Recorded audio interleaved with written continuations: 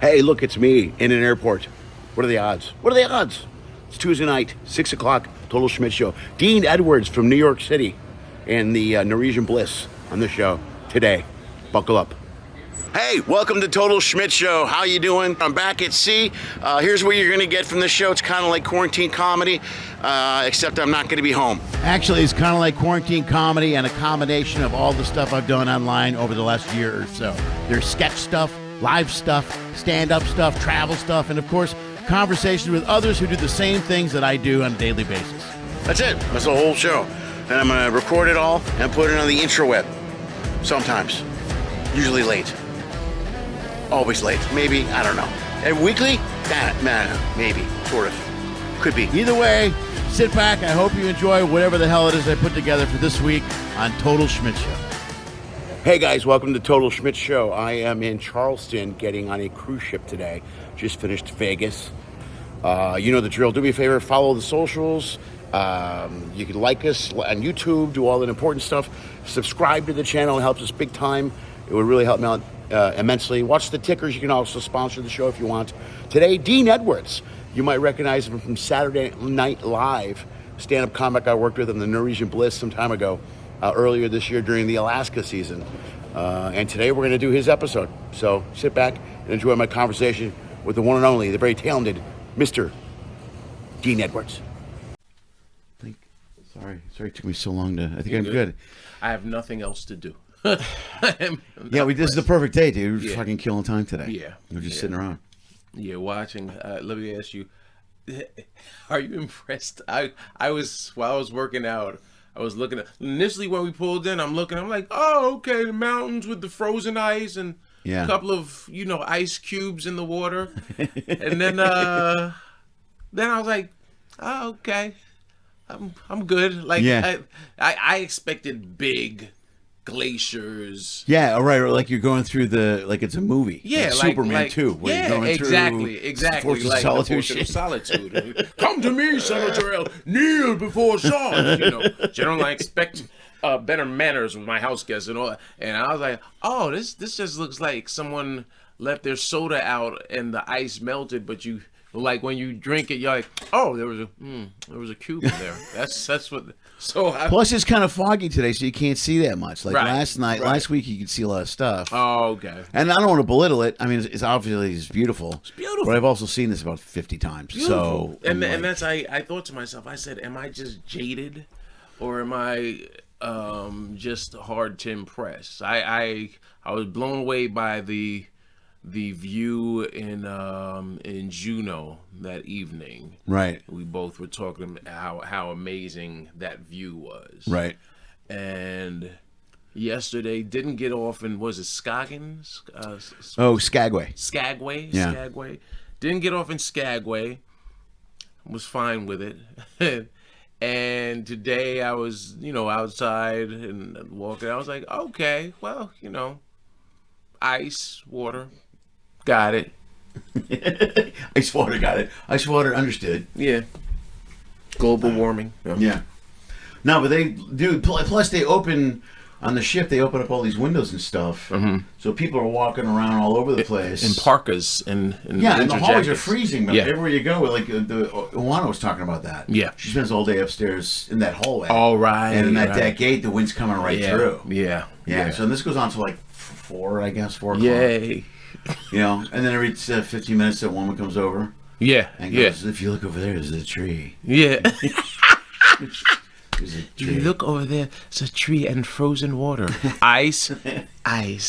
Yeah. I'm like, okay. Dude, there's a guy, I was working with some magician last week, and they said they did an Alaskan cruise, and the person doing the voiceover was way too excited. It was almost like, it sounded like, oh my God, everybody, look over there. And he's just, like everything was like, oh my gosh, should I be listening to this? Like it's way over the top. If you look to the left, if you looked aft, you'll notice that it's trailing up behind us. There's an iceberg coming a little close. If you get too close, it might tickle. Ooh, you feel that? Move your mic a little bit closer to you, okay, man, or the whole stand if you want. Yeah. Yeah, I'll stay hunched over anyway. Better. Better, way better, much better. Okay, Much better. Much better. All right, man. All right, we're good. Ready to lock and load. So this has been a good, dude. I wanted to talk to you mainly because, like I said, any guy you're around 30 years, man. Yeah. You know, guys been around a long time, started out, and you're still working. You're still finding a way to plug away and get out there. Yeah. And sometimes guys take that as like insults, like someone, you know, we were talking about this the other day. When I was younger and I saw a guy and he'd been around 30 years, I'm like, what the fuck? What has he done? Right. You don't know him. Right. But then when you're around a while, you realize you get it's not that easy to stick around. No, listen, longevity in any career is impressive, right? Whether you're working, you know, at a Fortune 500 company or you're in entertainment. Entertainment, I think, probably might be even more challenging because there's no pathway to it. Right? You know, there's no one, you might know people or have seen people that lasted that long, but their journey is different than your journey drastically.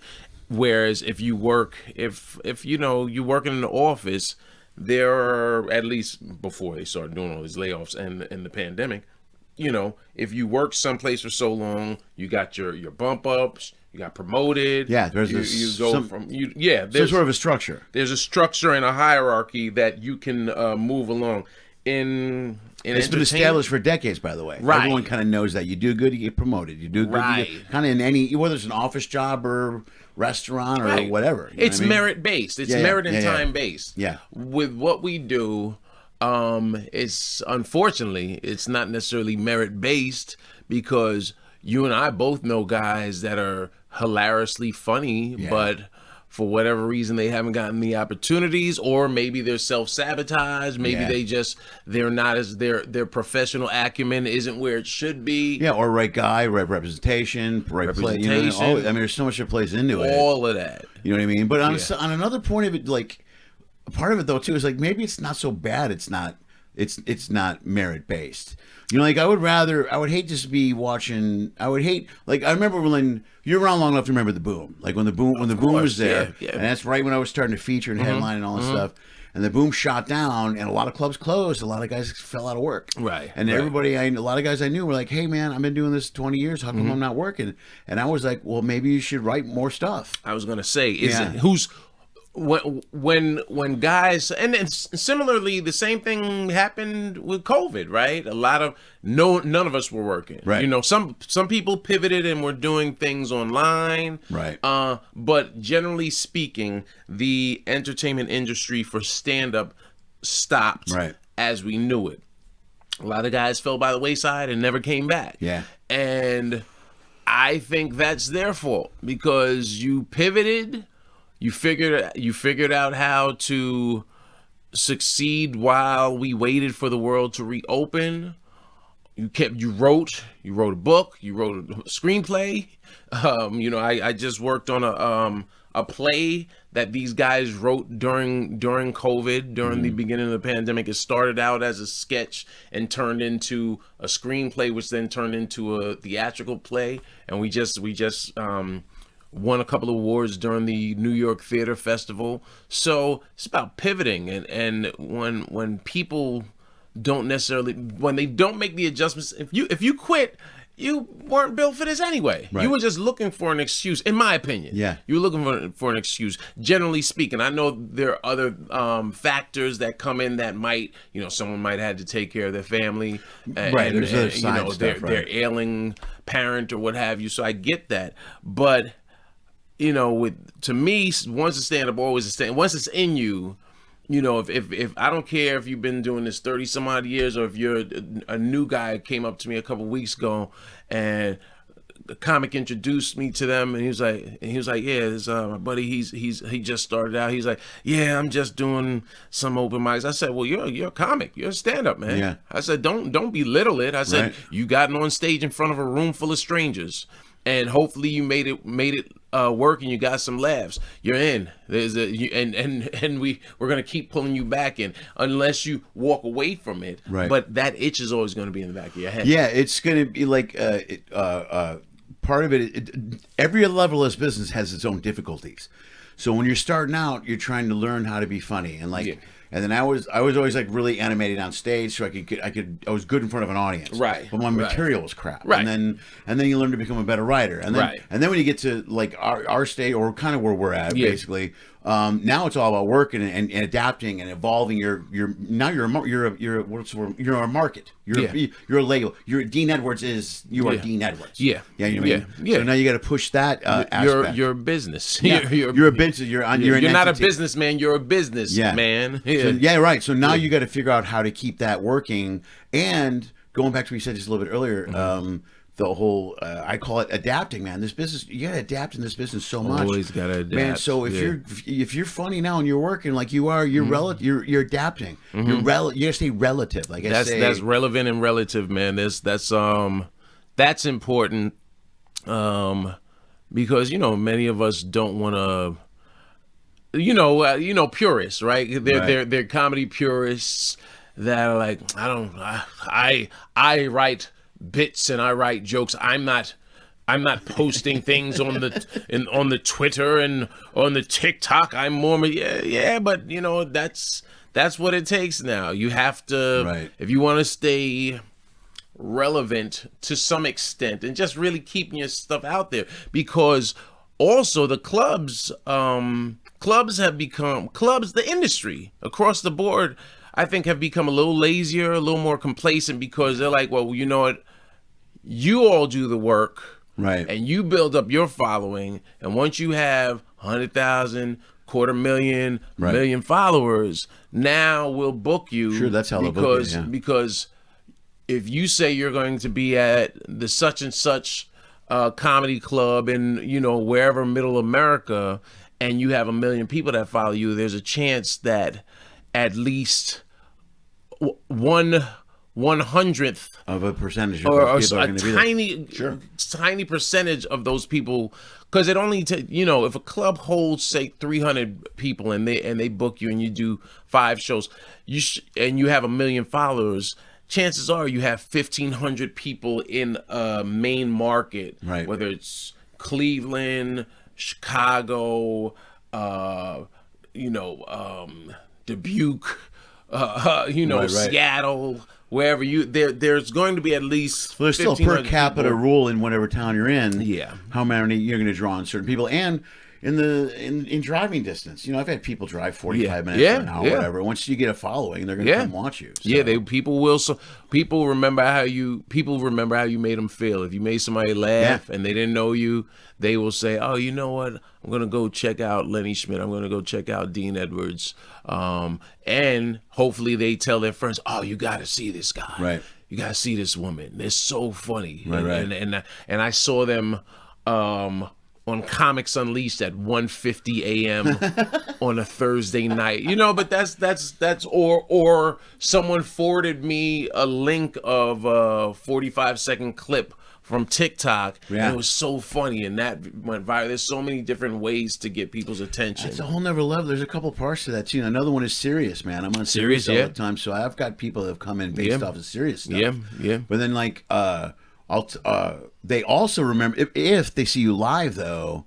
A big difference now, as we were talking about this before, there's a whole wave of these YouTube guys and YouTube, like the TikTok thing. Like one of the bad things, what's good and bad about the TikTok thing is, or Facebook, you can go through Facebook or whatever and see 50 clips of guys. The problem is maybe only 1 or 2 of those guys can really do a show. Right. You know what I mean? So if you go see Joe Blow from his YouTube page and you see his show, he's funny for 5 to 6 minutes, or can't work a room. I mean, that's the other part, is being able to work a room. Right. I call them call that brand social medians. I call them social medians, right? And that's not. I never thought that's hilarious. And I'm not saying that disrespectfully, because there are comics that have made a killing, right? By creating their own following and their own style and brand by posting, from 10 and 30-second clips to couple of minutes of an actual sketch. Right. In my opinion, a lot of sketches, the problem with a lot of sketches, they coming from SNL is they go too long. People don't know how to edit themselves. Edit and end, right? Right. But when people rock with you, when people support you, Yeah. it doesn't matter. They're gonna forward the clips to all of their friends and followers, and those people will go into clubs. And I've seen guys that weren't necessarily strong stand-ups that they understood the business of stand-up and said, you know what? Okay, I'm not gonna be able to do an hour, but I'll bring 2 or 3 veteran comics on the bill as well. I'll make sure we sell it out, and then I will host and bring them up, and that will help me build my chops. And again, I think guys and women that have done that, God bless them, know, because they also, and some of them actually have become decent comics. Sure. Some haven't, and those are the people that the clubs, because I talk to the clubs anytime I'm at a club in whatever town, USA, and they'll say, yeah, we had the comedy magician or the comedy psychic or the whatever amalgam of social median because it's really now it's about fame, because people want to come because of this, right? Because of the phone, because we all have it. Everybody wants to take part in that. And take part doesn't necessarily mean they're funny, but they're like, oh, but you know what? Now, if I go see such and such at this comedy club, I can get a picture with them and say, hey, I was with this famous person. Yeah, right. You can now interact with fame a lot easier than back when we were coming up. Meeting Michael Jackson, meeting Prince, meeting Bruce Springsteen, meeting David Bowie, Madonna, whomever. Right. That was damn near unheard of. Now you have access to them. People can actually, back in the days you had to write a letter, get a stamp, put it in an envelope, mail it out, hope it got to them and their fan club. Maybe there was someone running the fan club. As you got older, you found out there was just someone that was running and just responded back, hey, here's a poster. Thanks for the love. A picture and a sign. Yeah, right, exactly. Right, but now people can actually write to you via your website, via the Twitterverse, TikTok, Instagram, all of these various methods, and get in contact with you. Right. Which there's something wonderful about that, but there's also something that takes away from the mystery of the celebrity of it. That's true, but either way you look at it, it's still a version of adaptation. Like something when you said early on, guys that fell off during COVID, guys that have fallen off the last few years.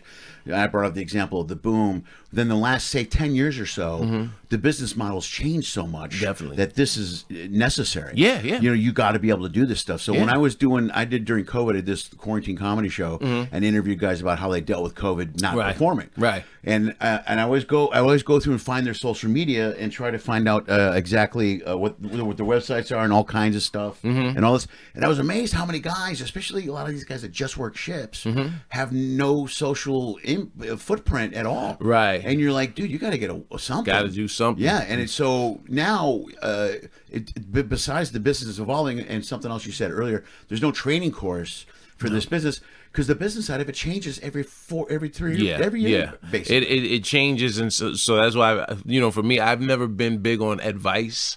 And a lot of newer comics giving or getting will either really. I don't ask people advice, because I'm like, what worked. My ideology and understanding is what worked for you might not work for me, might not work for the next person. It worked for you because there were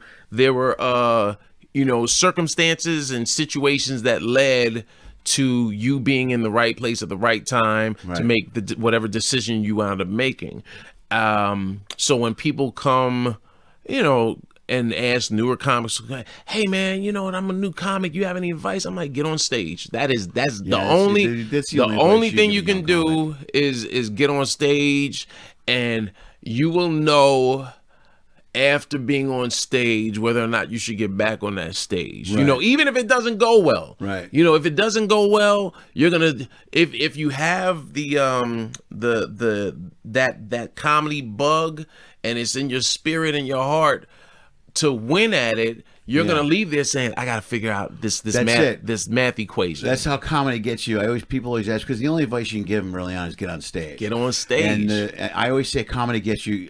One of two things happens when you go on stage. You go on stage and it sucks, and you're like, "I'm never doing that again." That was a nightmare. Right. Or you go, "I got to fix that." Yeah. And that's how comedy sucks you in. And then if you keep doing that. Yeah. And that's why you keep going to those open mics early on. Or the third one is you do well, and now you've been bit by that bug, and I'm still chasing the high from the first time I was on stage, February 21st, 1992. Really? I'm still that euphoric moment and feeling of getting those first couple of laughs and with a room full of probably a couple of hundred strangers in this auditorium at my college, man. And I'm getting goosebumps right now because it was so exciting. I was like, oh, and it's like I'm home. Yeah. I'm finally in my element. I want to do that again. You did an open mic at your college? I did. My college was having Showtime at the Apollo was a big deal on TV back then. And so we had Apollo night. Oh, okay. And I was working. I was actually doing a play at the time. I was in August Wilson's Fences at my school, and one night for rehearsal for the play was running late, so I went to we had the auditorium, so I went to the cafeteria, and they were running just a run of show for the talent show for the Apollo night. That was 2 days, 48 hours later. So I was just hanging out, somehow wound up on stage. Next thing I know, I started snapping on people and jonesing and roasting people. And my friend Kiki's like, "Dean, you should be in the contest." And I had been wanting to do it for years. Like that was 8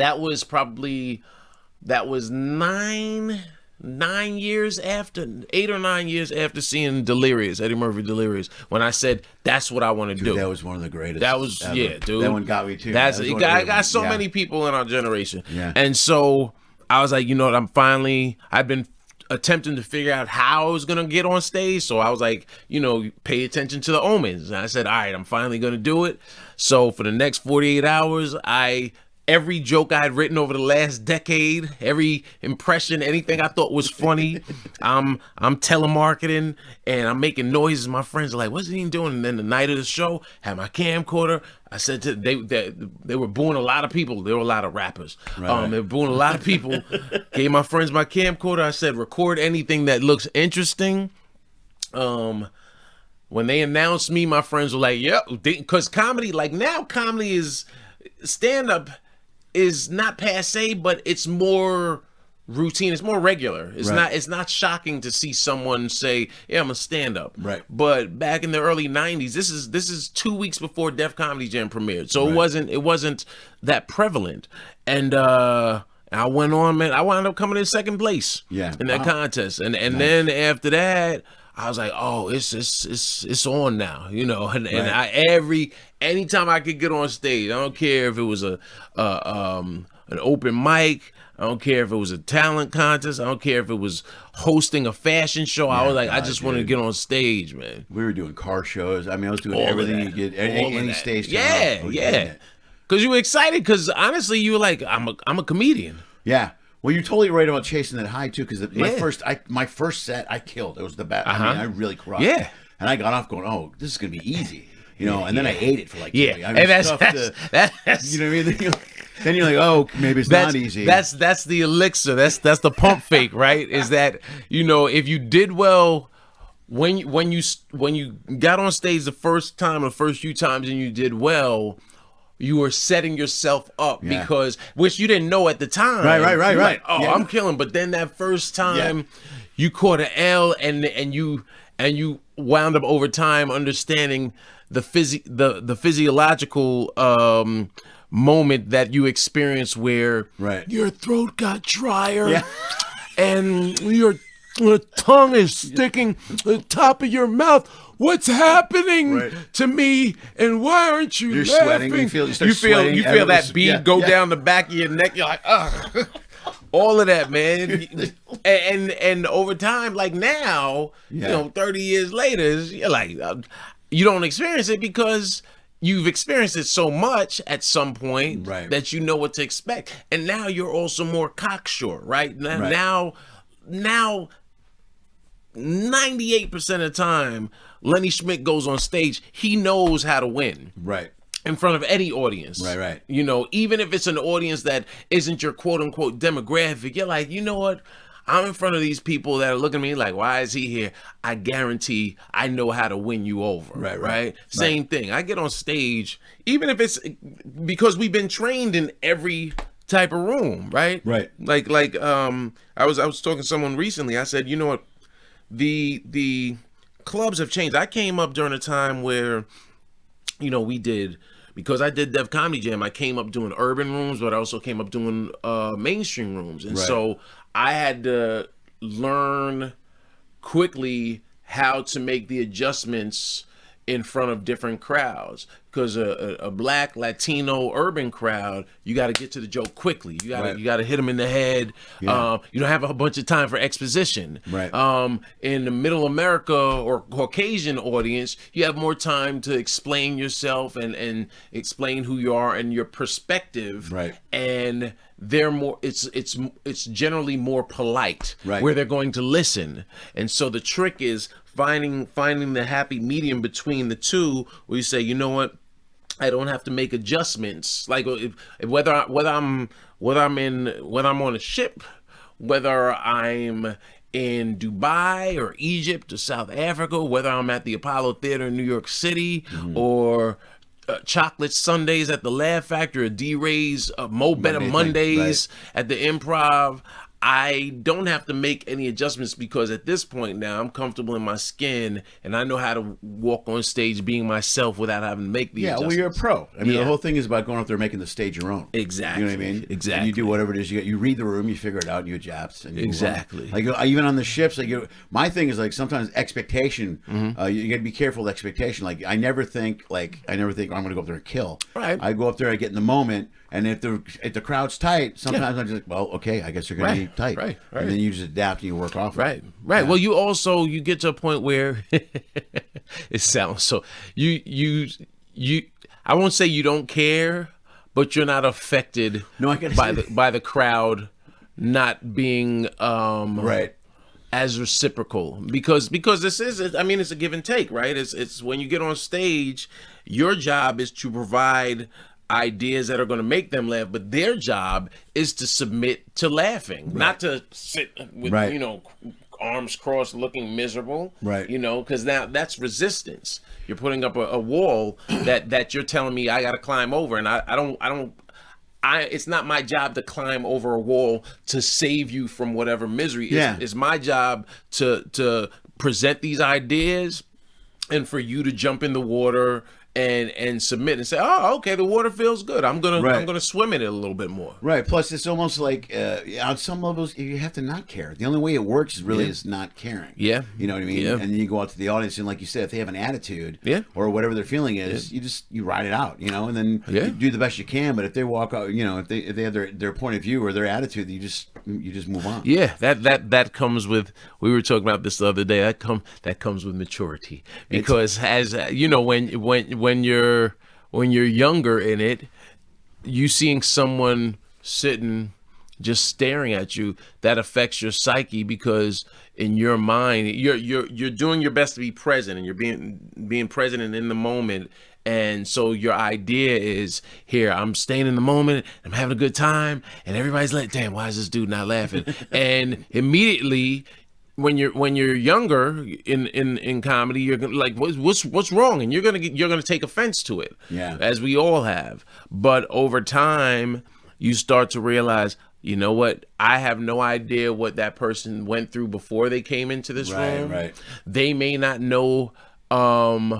They may not understand that this is reciprocal, and that we feed off of their energy. And that same person that didn't smile their whole show, they might just be so impressed and befuddled that they're like looking like, in their mind, they're like, wow, this is incredible. Someone's just on stage speaking, and everyone's laughing, and they're so blown away by that they're forgetting to let their face know. And then that's the same person comes up to you after the show and says, dude, that was incredible. You know, and in your mind, you're like, why don't you tell your face that, right? But yeah, but it comes with, like, we talked a little bit about that the other day. It's empathy and understand. You have to understand the audience too. Yes. Like, especially on ships. Yeah. There's a lot of people come here who've never been to a show before. Never been to. They go. You know, these ships. They're, at least, you know, on this particular cruise line, Norwegian. They're providing world class entertainment. They have, just between the two of us, they have 60 years of experience and multiple television appearances that we've been vetted, right, by Hollywood. Sure, right. Then you add to that world-class performers that have performed on Broadway in Kinky Boots or the Beatles. They get great you get shows some on here, man. amazing shows, and if you get someone that's never left their town, and this they've saved up all year for this to show their family a nice holiday, a nice vacation. Maybe a big event for them might be going to the movies every few months, you know, and they come out and they see a show and they don't know how to react to it. You know, they may not even realize that, you know, going to see Kinky Boots on Broadway, for the four of them and their family might cost them $600-$700. Yeah, easy. Yeah, you know, if you can get the tickets. If you can get the tickets, right? You can just walk into it here. Right, you can walk in, and so when you see people walking out, I'm like, yeah, they don't know they're getting something special. Yeah, you know, it's like when you in college, when as a comic, when you first start getting the first real money you probably make as a comic. A young comic is that NACA money, right? Is doing the colleges, right? The colleges, you know, you book a school, you do a showcase, whether it's the nationals or a regional, and you book your first college, and you're getting $1,200 for that show, right? Most of the students at the school don't know you and don't care to know you because they don't even realize they paid for it, because their student activities fee, when they spent the money on their tuition, there was a little section that said student activities fee, and it might have been, when I was in school, it might only been like $50 to $100. Now it's probably a few $100. But all of that money builds up and sits in surplus, and they have to use all of that money before the end of the year through the different organizations at the school. Similarly, on the ship, you pay for world-class entertainment, whether you go and see the shows. Yeah, it's in the price. It's built into the price. Yeah, we used to do that thing with NACA. It was a buddy of mine. We used to hit the schools after January, February, and March. Because if they got money left, they're throwing it away. Yeah. Because once the year's over, the budget's gone. Yeah. It doesn't roll over. Yeah. Did it work out for you? Yeah, it worked a few times. Yeah. My best paying gigs were all in May, April. Yeah. You know what I mean? I got, my big, it was a Carnegie Mellon. I think I got like $6,000 for a night. Nice. But they got to spend the money. Right. And I'm like, okay, I'm in. So that's, it happened a few times. And that's where your business sense and business acumen kicks in, because that means you had to when you did the school, you got their information and you kept their information, and so now you had a list of people that you could hit up in April and May, year or whatever. and say, hey, you know, I'd love to come back. I'm in the area. I'm in the right, and you're not. I wasn't. That was like I flew in. I'll fly in for that. Are you kidding me? Of course. But that's playing smart. And instead of working hard is working smart. Right. Let's talk about. I want to talk about SNL, bro. I want to talk about first of all, how long were you on for SNL? I did 2 seasons, 41 episodes. Even though that guy I told you about, he'd say, well, it wasn't. We just trying to prove you wrong. Try to prove me. Yeah, you weren't a cast member. All right. Yeah, man. I it's a wonderful story where I had auditioned for a sketch show. UPN had a sketch show they were doing. I want to say in like 99, maybe early 2000. Oh shit, I remember that one too. Yeah. Yeah. WB had Hype. WB had one and UPN had one. Okay. UPN flew me out. It was like one of my first trips to LA. I remember Chappelle saying, "Man, go to LA when they call for you." So I was like, "Oh, I got a free trip." So I go out, and I suck. I was terrible. I was terrible, and my manager told me when he called me after, he's like, "Yeah, what happened?" I wasn't prepared because I had never auditioned for a sketch show. Right. You know, I was green. So after that, I've never had an issue with self-assessment, and I said, you know what? I don't want to be in that situation where I have an opportunity and it slips through my fingers like that. So I took some classes with this. You fixed it. Goes back to what we said earlier, brother. It's the same thing. Yeah. You do something, and you go, I got to fix that. Gotta fix it. Yeah.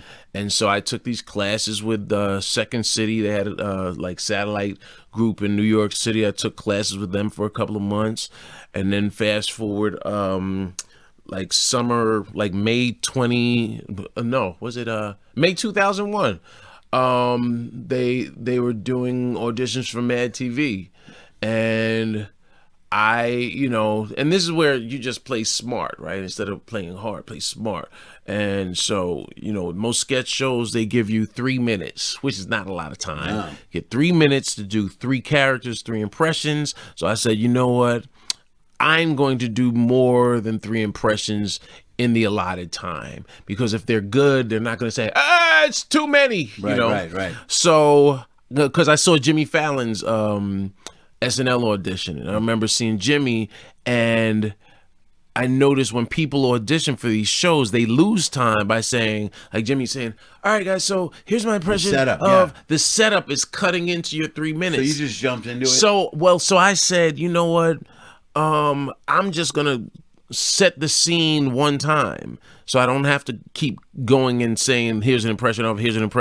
So I said, here's my impression of a Black awards show. I said it a lot faster, too. I said, here's my impression of a Black awards show where Chris Rock and Chris Tucker are hosting, and Jay-Z and Erykah Badu are doing a duet, and then Sam Jackson and Denzel Washington are presenting James Earl Jones with a Lifetime Achievement Award. Boom. Right. I've said it. Right. Now I can just go from Chris Rock to Chris Tucker to Erykah Badu to Denzel Washington to James Earl Jones. So I'm just, I said, what's going to impress them is not only me doing the impressions, but also just bouncing from one character to the next, right? Yeah. So I set out to do that.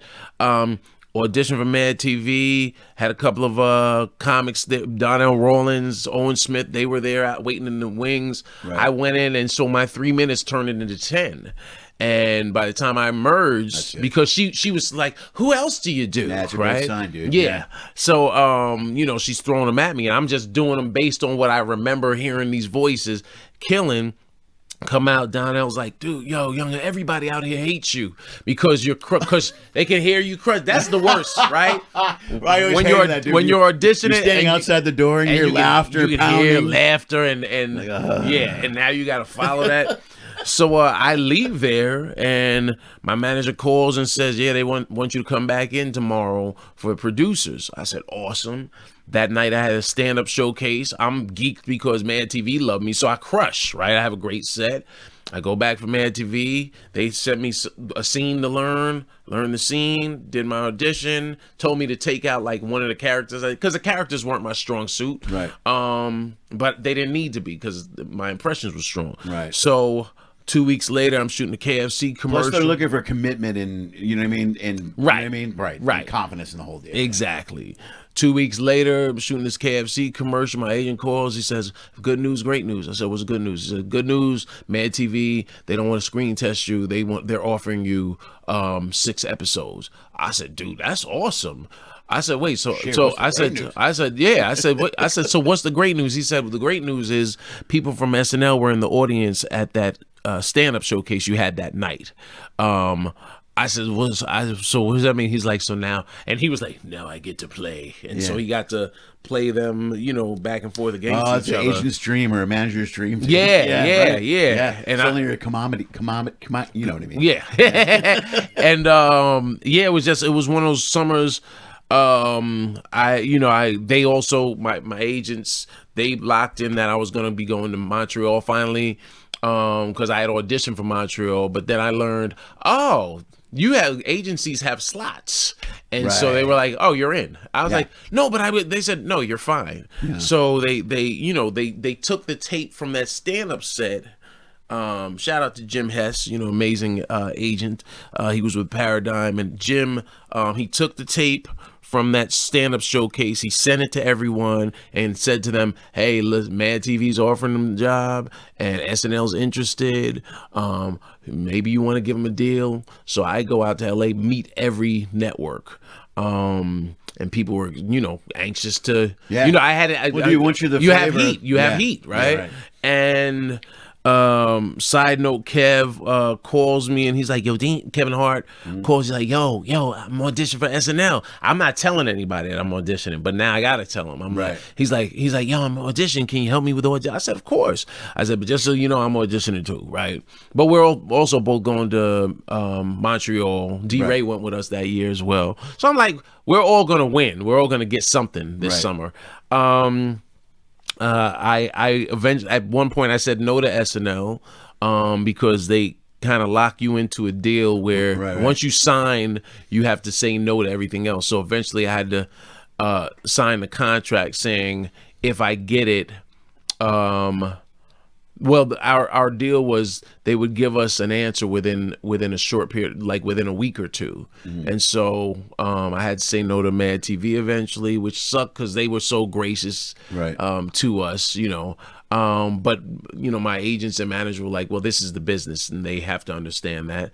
But it's still, for me, I'm like, yeah, but they gave us the offer first, man. And so so it's a great position to be in, though. Right. Like you said, sometimes no is a powerful word, and when you're saying no to a network. Well, and that's what wound up happening. The reason I wound up saying no to SNL initially was because sometimes the word was that SNL can take months before they let you know if you're booked. And because I was going to Montreal a week later, we didn't want my opportunities to possibly get a deal or opportunity with Mad TV. Could have been on the floor. So we said no, and that's when they said, okay, we'll give them a quick answer. Cool. Yeah, and so I auditioned Thursday the 12th, and they called Thursday the 12th, so 13, 14, 15, the 16th, the Monday the 16th, they called and said, yeah, Lauren wants to meet with you on Wednesday the 18th. Okay. And I was like, well, I'm going to Montreal on the 18th. They're like, yes, he already knows they're getting you a ticket to fly you up later. So when I heard that, I was like, oh, he just wants to size me up, and we met, and Lorne Michaels never says you're hired. He just, well, we'll see you here. Right. And I was like, and I didn't know I was hired until Marcy Klein, one of the producers, she was like, so, and I was like, yeah, he was nice. I said, no, so what do you, I said, well, am I hired? She's like, yes. I said, oh, because he didn't say that. Yeah. And she's like, no, he's not. So I went to Montreal like feeling great. Fuck yeah, dude. Yeah, man. Yeah, it was a dope summer and dope experience, man. It's still one of the most challenging opportunities, but also still one of the most rewarding, because in the shows we're coming up, we're like what, 48, like we're getting there. It's getting close. Like because it started in 75, so we're what, 40. Damn, 47, yeah, season 47. Yeah, and I was season 20. My cast was season 27. Was the new cast members were myself, Amy Poehler, Jeff Richards, Seth Meyers. So we had a nice. Yeah, Jeff's a good dude, tasty Jeff. Yeah, and yeah, man, we had a blast. And our first day of work was supposed to be 9/11. 2001. So we obviously got postponed. Yeah, right. But I think what we accomplished during that season, given the duress that the entire country was experiencing, I think we did a great job. I was happy to get a couple of things on the air that I had written.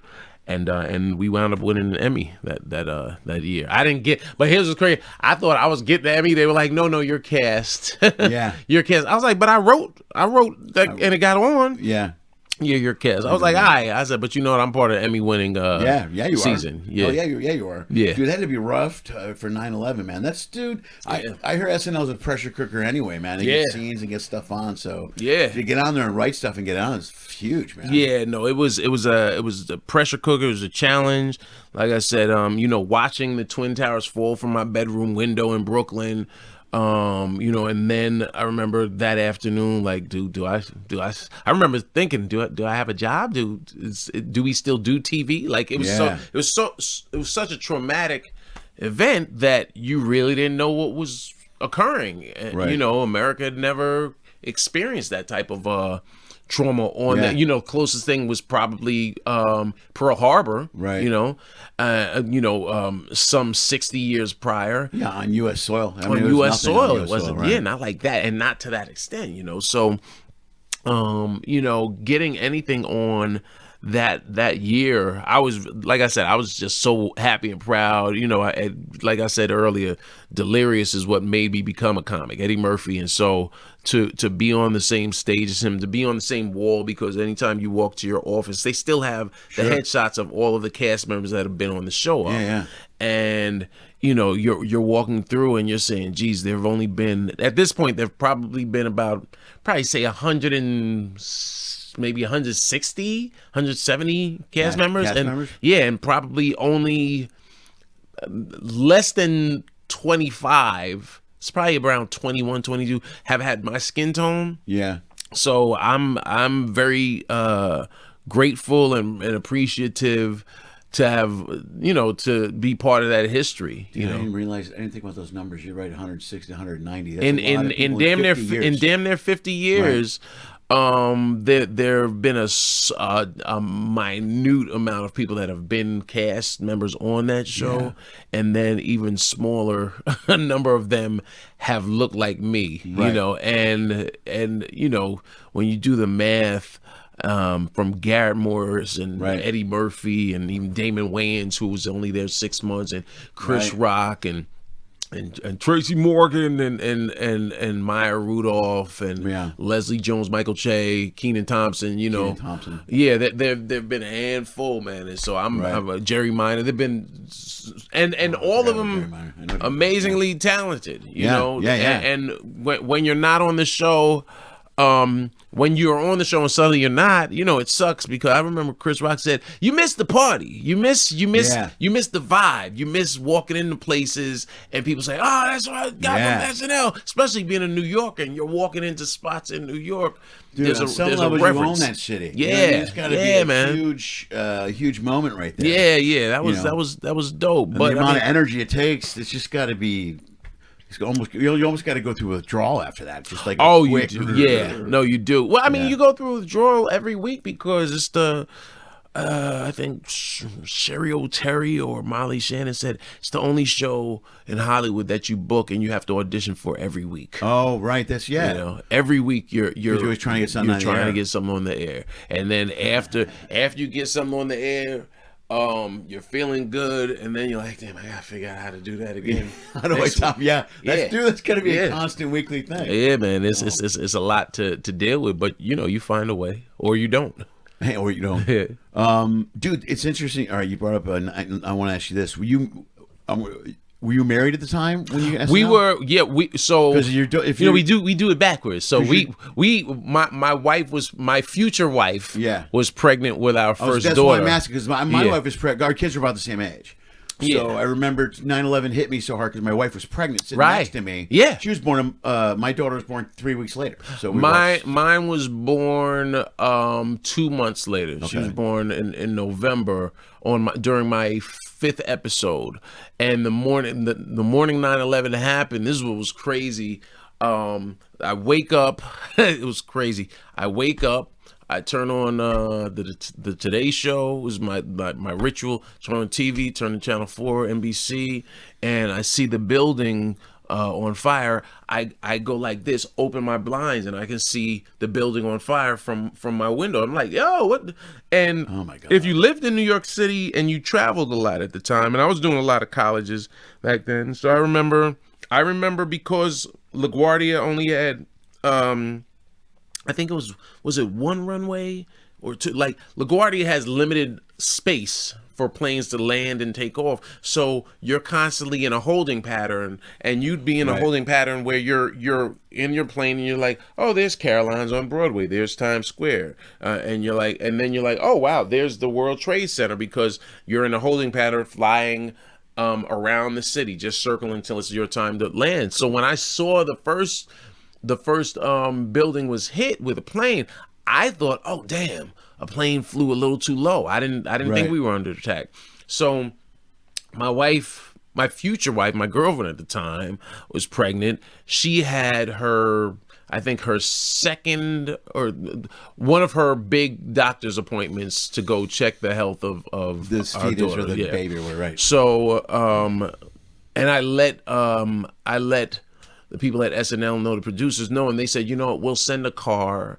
They were so gracious, right? They were like, you know what, we understand. We'll send a car that'll bring her there and pick her up and bring her back, and you just make sure you're here by 1 p.m. So I was like, oh, that's dope. So I put her in the car. The car gets there, and by the time I get back upstairs, I look at the TV, and I'm like, wait. I said, the other building's on fire. And we didn't understand what was happening. So I thought maybe the plane crashed, it hit, and shards, the impact was so hard that flames from the first landed from the, and then obviously learned what a crawl was, right? I didn't know what a crawl was, but then it said America under attack. Right. I'm like, oh damn, I'm trying to call my lady, but there was one of the cell phone towers was on the building, so I couldn't reach her for the next couple of hours. Oh, man. And she made it to the hospital fine, but that area in Brooklyn Heights is right near Atlantic Avenue, and there's a heavy Muslim population in that area on Atlantic Avenue. So no cars were running, the cabs were shut down, so she had to walk home. And she was like, yeah, babe. She was like, I saw so much wretchedness because people were now going to the incense sales store. You people, I was like, people had nothing to do with it. Yeah. What are you doing? You know what I mean? And so that's what was to me what was sad about that among other things was that you saw the wretchedness of people looking to blame someone, which Plus, I understand. Incredible amount of assumption at that point as well. A lot. First of all, you know what I mean. You're way ahead of the. Right. But I mean, it's coming from someone that looks like me. I was not surprised. Yeah. I know. At such wretchedness. Right. Yeah. Yeah, that they would act that way. Yeah. Yeah, it didn't surprise me either. We were in LA. Right. We were in LA watching the whole thing on TV, but I saw the second plane hit it. Yeah. So, and we didn't. I mean, we had a little bit of issues in LA with violence and stuff, and nothing like you guys did. Right. I can only imagine it was like being in New York at that time. Oh yeah, and with your wife leaving, by the way, and not getting on the phone. And then I couldn't reach her. Yeah, man, it was a trying day. Yeah. And I know it's funny because I used to record. Somewhere in my basement I have, 8 high HD camera footage of that day because I was recording everything. Sure. Like before you had a phone to selfie and record everything. Yeah. I've been doing that since I was in film school, just recording myself and sort of straight to camera diary confessional. Right. And so I know I have a lot of footage from SNL because I was just so excited to record. but I need to get a new camera. Oh yeah, to watch the footage. Oh, do you really? Yeah. It's funny. The camcorder I had. because they're not saved to discs. Or is it on a film? No, it was video. It was mini HD. Mini HD. Yeah. Okay. Have you transferred that stuff to disc or anything? I haven't because I still need to. I keep telling myself, you know what, just go buy the damn camera and then you can convert it yourself. I don't want to let anybody else do it because I know there are things on there that are priceless. Yeah, right. Yeah. Okay. Oh my God, that's deep. Will you Why? So where do you go? Where do you go from here, bro? You after this? From here, man, I get off for. As of now, I'm getting off. I'm home for a week, and then I get on another ship. I do probably about. I told you I do about 4 cruises a year. I'll do 4 2-week runs a year, and because the play I was in, I was supposed to do one June, August, September.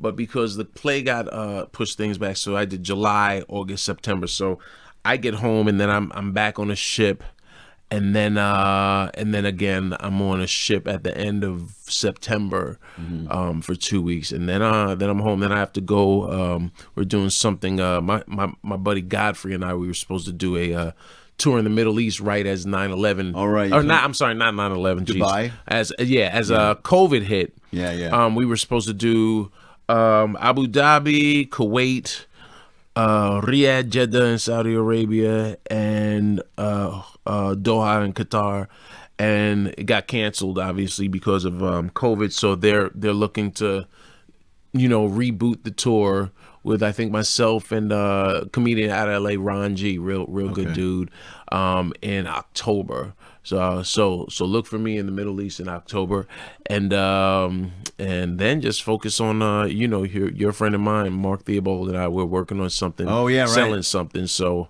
we'll just keep grinding, man. Yeah, keep grinding. Yeah, you just keep reinventing, keep moving forward, Yeah. dude. It's nice to be back out working again. Definitely. But dude, I always talk about this, man. We talked about it a little bit earlier. This adaptation, the guys that stop doing it and stuff. Like, I don't begrudge anybody for making a decision in their life what they got to do. Oh yeah. But if you want to stay in this business, man, to keep doing it, yeah, it's a hustle. It's an everyday hustle. Everyday hustle. You got to put the time, energy, and work in.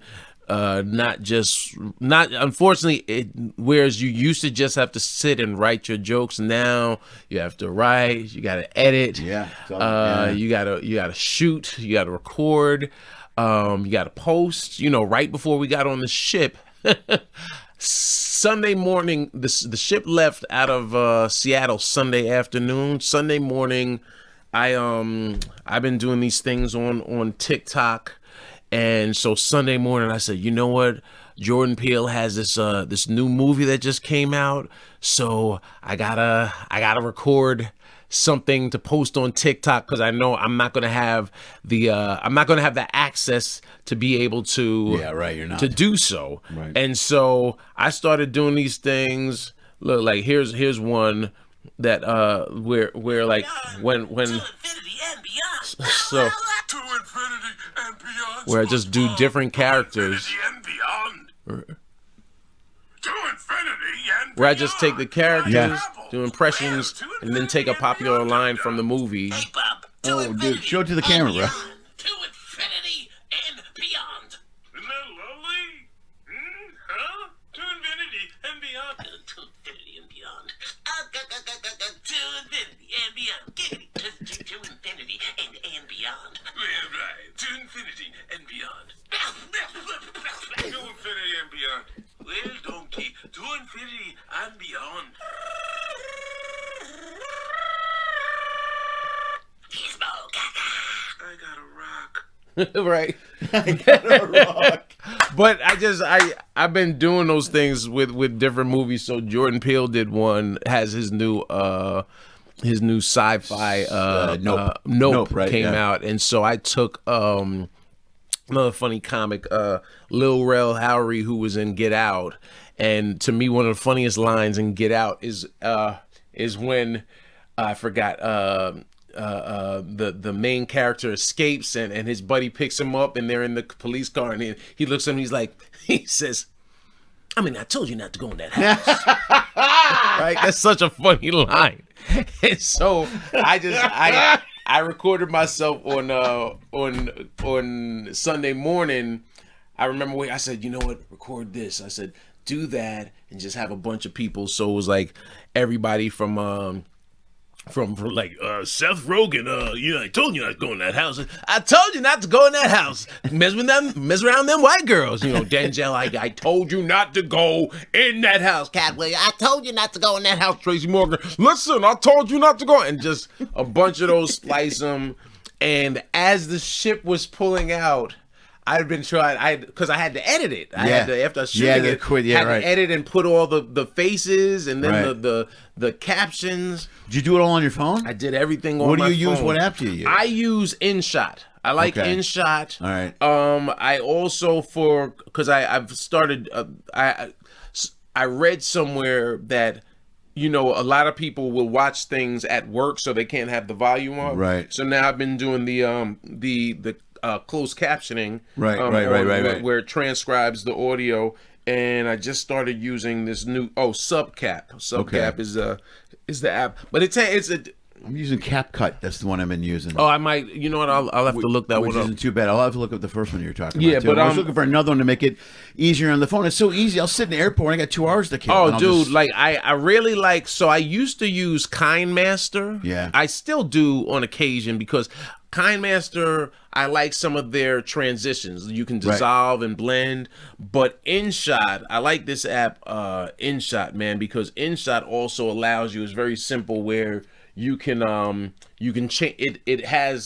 It allows you to change the format. So if it has Instagram, right, TikTok, Facebook, you know, it changes the template the template, the canvas, yeah. Right. And yeah, I like right now I'm actually editing a set. One of my buddies asked me to splice a set of his, and even that was a challenge because, you know, comics were like, yeah, but the joke is the tapestry, and that's important. So I'm editing it. I'm doing my best to edit it down to less than a minute, to like 45 seconds to a minute. Right. He's like, yeah, but you need to say that because I said, listen, do you want me to do what you want done, or you want me to do what's going to get? Because if people see that something is 2 minutes versus people seeing something is 40 seconds, they're gonna watch 40 seconds. Sure. 2 minutes, they might skip just right they'll just scroll past. Right, and the editing part is always it's like a screenplay, man. You used to say "kill your babies" or however you want to rant for it. Sometimes you beat down a joke. You're like, "I need this line." Like, no, you don't need that. You don't need it, and it helps even more to have another guy come in and look at it and go,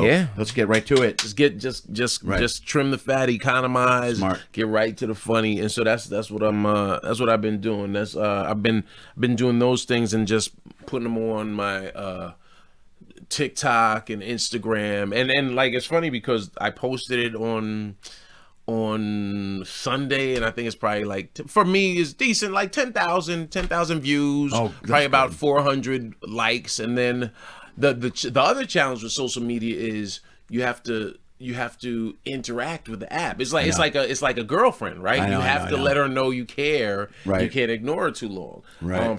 Shout out to Frank Caliendo taught me that. He was like, yeah, man. He was like, listen, you know, you're gonna do things on social media that feel very unstand up, right? And they're gonna go contrary to your stand up, beliefs. He said, "Get rid of your stand-up for this, for what you're doing." It's a different format. Because even with those, he's the one that got me doing those, and I said, "Well, you do that." And he said, "Yeah." He's like, "Everybody does it." He's like, "You're fine." He's like, "It's really about showcasing your skill set." Sure, right. Because I was also doing, and you know Jeff Richards, I was doing the deep fakes, right? Yeah. I was doing the deep Jeff fakes. Was doing those, And Frank called me one day and he said, "Hey, you mind if I share some insight?" I said, "No, of course not." And he said, "You know what? I think you're working harder than you need to." And I said, "What do you mean?" He said, "Those deep fakes are amazing." He said, "But I don't think people care and are as impressed because a lot of people don't know it's you." Right. So I'm showing you this one, right? Right. Yo, Cat, what's going on, Papa? Right.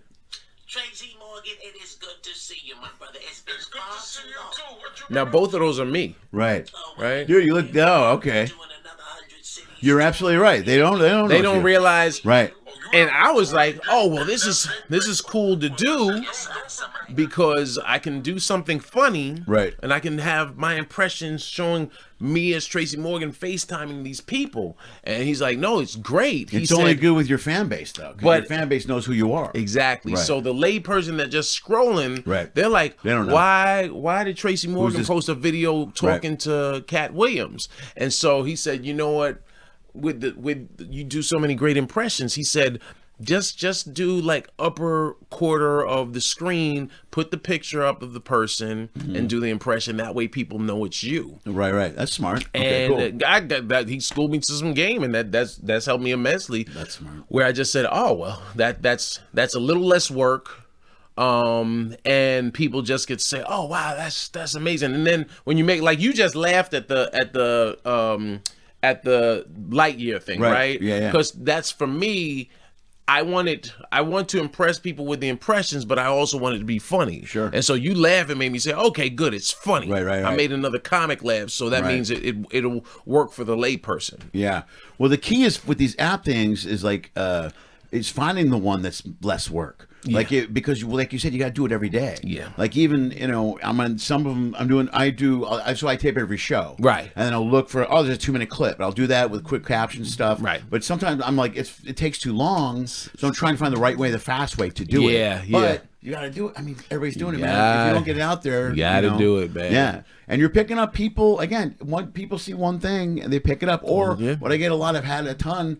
Dude, I was playing Zanny's in Chicago. I was walking up to the club and people are yelling my name, and I'm like, and I'm not at that point yet where everybody knows who I am. And I'm like, but they're all checking me on social media. They see him in the club. Well, let's see what this guy's got to offer. Exactly. Like, oh, you're gonna do this? Exactly. Oh, hey, what's up? Exactly. Yeah. So people are tuned into it, and everybody, like you said, I think the key thing is at times things a big deal, bro. You got to get stuff that's under a minute, 40 seconds. Yeah. Because people will check out 40 seconds, then they might watch something that's Right. Then after they go and see that short clip, they might scroll down and see other things. Right. And you want things that they can just you really just are looking for this, looking for something they can say, oh, okay, watch. I mean our attention spans are shorter. Sure, everybody's shortened. And so now people like make me laugh now, immediately. So you got to do something, post something quick. You got to do it quick. Funny. I posted something recently of there was a guy that was sitting at he was sitting in the front row of a comedy club.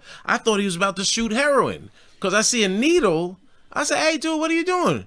And then it turns out he's diabetic, and he's like, I felt my sugar was low, so I said, "Oh, my bad." I said, I'm sorry. He was like, no, it's fine. It's like, and I said, well, no. I said, no, it's fine. I said, but if not, well, at least it'll make somebody laugh, and I'll post it, and that's what I wound up doing, and people responded to it because it was like damn near so almost inappropriate, right? But it was appropriate for the moment because I wasn't trying to embarrass him. Yeah, no. I was like, hey, you're gonna call it out. Yeah, it's like, dude, you got a needle in the front row.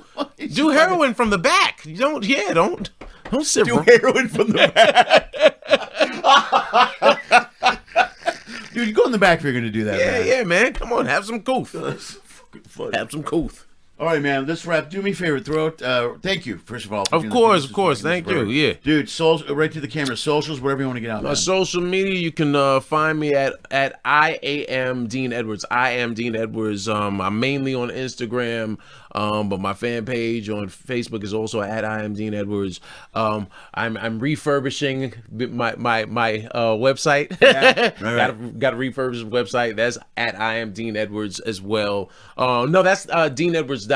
But I'm making sure everything is routed to I am Dean. My YouTube channel is I am Dean Edwards. Actually on Instagram, I was doing something similar up until recently. From the beginning of the pandemic, we were doing my live podcast from Instagram called the Father Muckin Protocol. We had everybody did about 87 episodes. Everybody from Jim Gaffigan and Tiffany Haddish to Sebastian Maniscalco, and it was very similar to this. It was a way to connect with different comics, different entertainers, different people in the industry. I had some casting directors on, some producers on, just to find out how they adapted during COVID and also their journey, because I think people really are curious to see how we all attained whatever levels of success that we've achieved.